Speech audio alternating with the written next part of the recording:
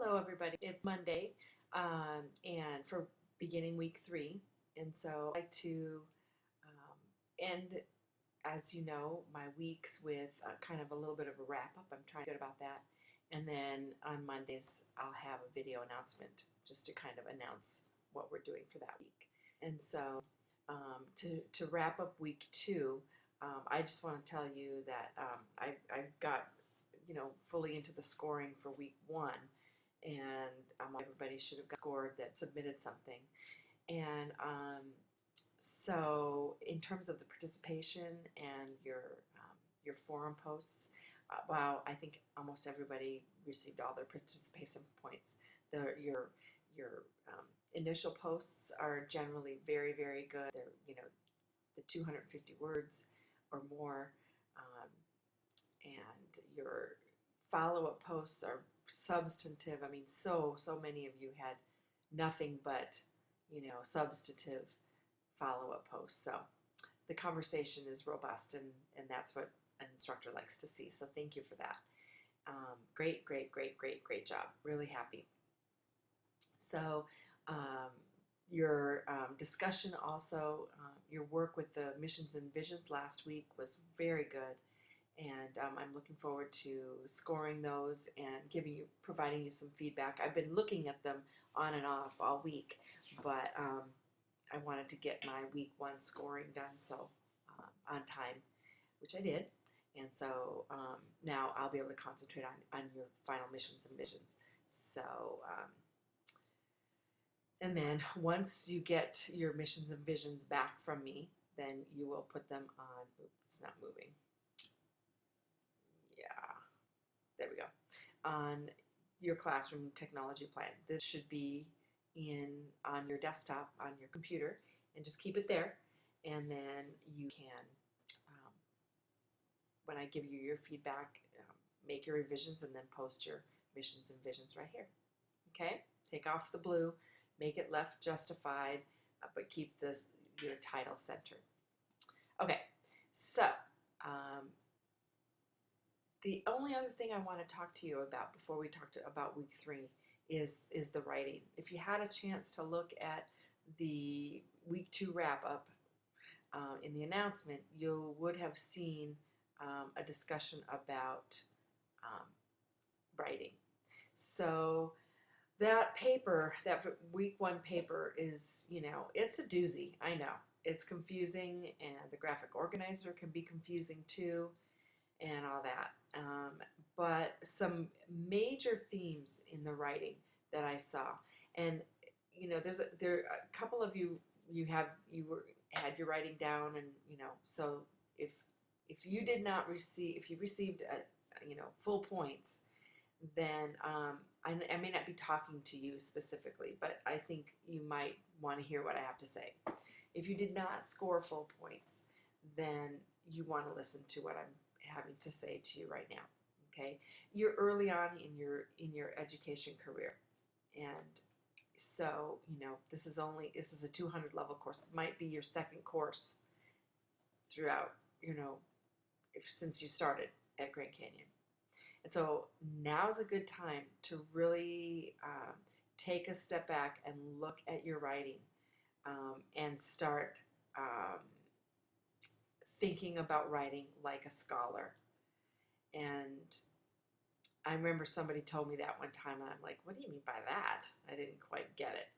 But what I mean by that is you need to write as if you're not speaking. You're not writing like you're talking.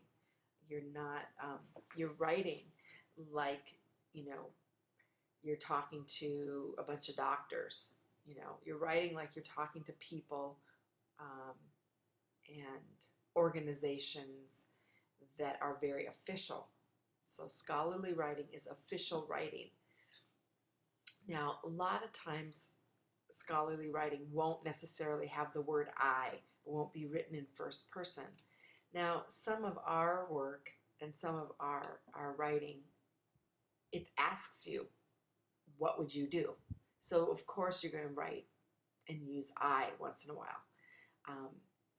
But you have to pay attention to citations and research, number one. And number two, to mechanics of writing. You know, a well-organized paper starts with a thesis. It says, this is really what I think. This is what I'm saying. This is the claim I'm making. And then everything else supports that claim. So there's so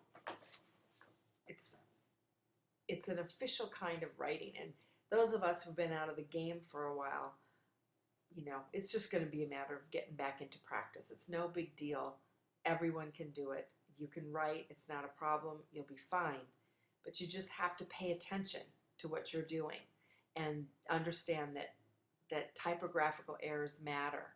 Spelling matters. Formatting matters. Okay? And so you just have to pay attention. That's all. And so if you receive feedback from me that is allowing you to resubmit your paper, then I suggest and highly suggest that you listen carefully to what I have to say next. There is a resource in our course, or I guess at GCU, that is going to be your best friend. And so if you go to, under Resources in LoudCloud, to Student Success Center, click that. It's going to take you to, show you. It's going to take you here, Student Success Center. Where I want you to go is right here, the writing process. And this is the coolest site ever. You're going to want to give yourself a couple hours, block yourself out, and work through each of these little kind of lesson scenarios. The videos are about 5 minutes, 8 minutes a piece, but oh my goodness, it's awesome. The videos are wonderful. So, like for instance, organizing your essay, planning and getting started, drafting it, editing and revising. Many of you need some support here. You need to make sure that once you draft your paper, that's not it. You have to go back and read it and reread it and make sure your periods are where they should be, your paragraphs are where they should be. Okay, it's really important.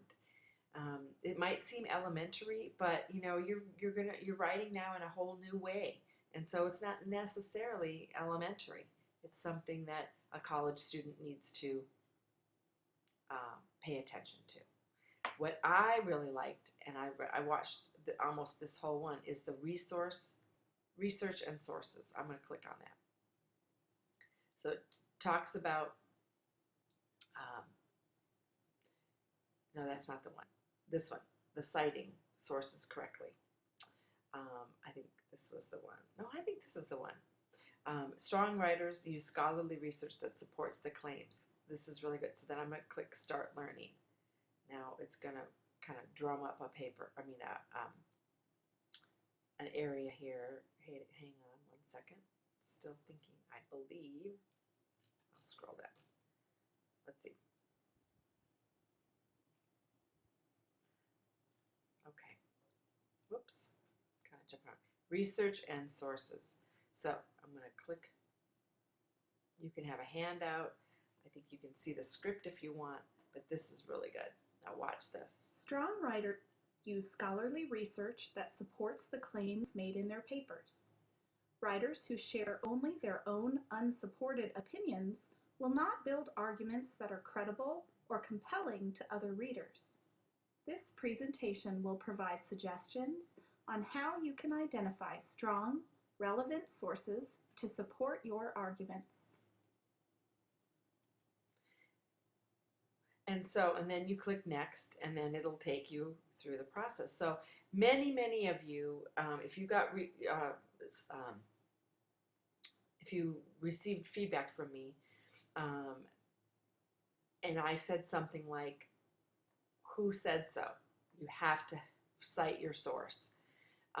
This is going to talk to you about what I mean by that and how to go about doing it.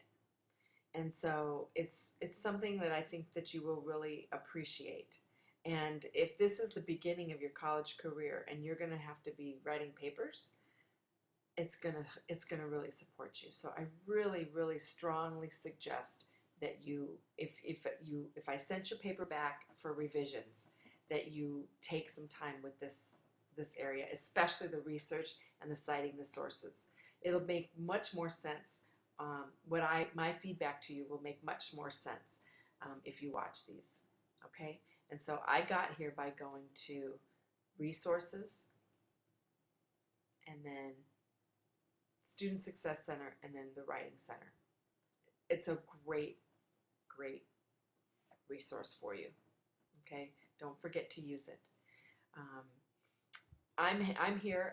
I will help you in any way that I can. If I sent your paper back and you need some support, then just text me, call me, whatever. I'm here for you. I like to do it. I'm an English major myself, so, and composition and writing were my favorite things. So I'm happy to talk to you on the phone about any of the feedback that I gave you. Okay, and I hope you don't take it that I was mean, but I'm only looking out for your future by asking you to do things correctly and helping you to learn. Okay, so anyway, I guess I'll get off my soapbox. Ken wrote a neat little suggestion here about having somebody just, read your work. That's at the bare minimum a great idea. So thanks, Ken, for that. Anyways, alrighty, week 3. So week 3, we've got one assignment other than our forms. I'll go into the forms in a minute. And so this whole week is about the communications piece. It's the communications plan section of your classroom technology plan. And so if you click on the assignment, it's pretty straightforward. Basically, and then here, I was going to bring up the benchmark because it's basically saying, look at the benchmark. So, alrighty, here's the benchmark. Hold on, I have it up. There we go. So, let's see, vision. Let me move it down. Communications plan. So here we go. And let me make it just a little bit bigger for you. And you can see this on your own, I know. There we go.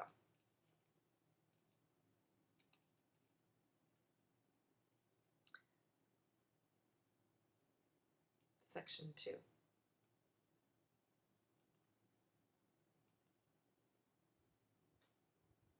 Trying to make it bigger. All right. I guess I can't do that right now.